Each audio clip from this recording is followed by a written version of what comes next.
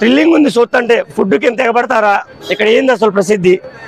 So మేము recent గా తిరుపతి వెళ్ళాము. అక్కడ దర్శనం అయితే చాలా ఫ్రీగా అయింది, కానీ ఇక్కడ ఫుడ్ మాత్రం దొరకడం దానికంటే కష్టం ఉంది.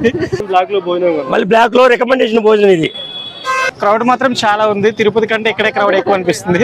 50 కిలోమీటర్ జర్నీ చేసాం ఈ ఫుడ్ కోసం. భోజనం దర్శనం కావడానికి 1 గంటన్నర పట్టింది. ఆమె దర్శనానికి 1 గంట పట్టింది. ఎనర్జీ కోసం ఇది తింటున్నాం. తిన్నాక ఆమె చూస్తాం మళ్ళీ.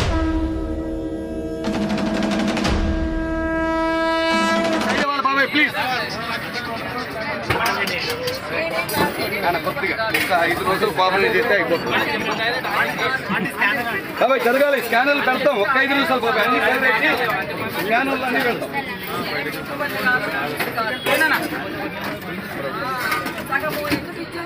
కొంతమంది లక్షల మంది ఉన్నట్టు చూపించారు యూట్యూబ్ లో.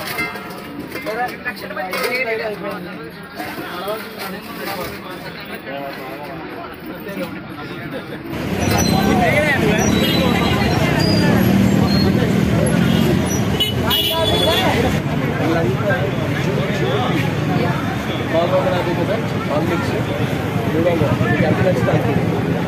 చికెన్, మటన్, ఫిష్, ప్రాన్, బోటి, బిర్యానీ, బాబు,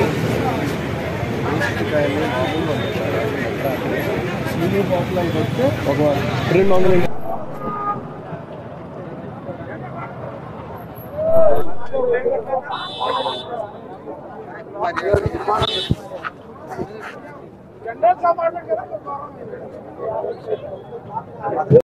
హాయ్ అండి, నా పేరు ప్రశాంత్. నేను మా వైఫ్ వచ్చాము.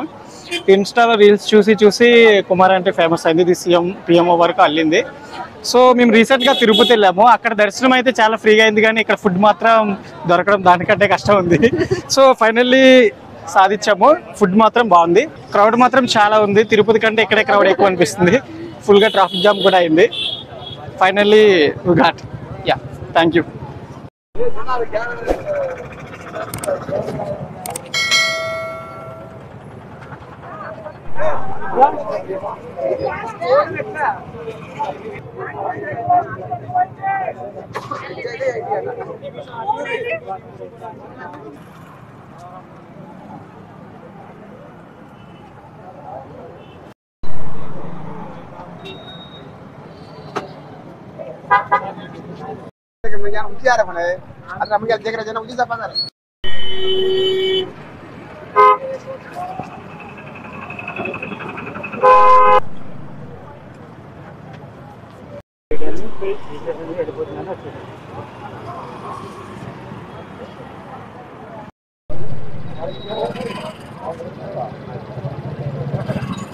మేము చాలా దూరం నుంచి వచ్చాము. 50 కిలోమీటర్ జర్నీ చేసాం ఈ ఫుడ్ కోసం. భోజనం దర్శనం కావడానికి 1 గంటన్నర పట్టింది. ఆమె దర్శనానికి 1 గంట పట్టింది.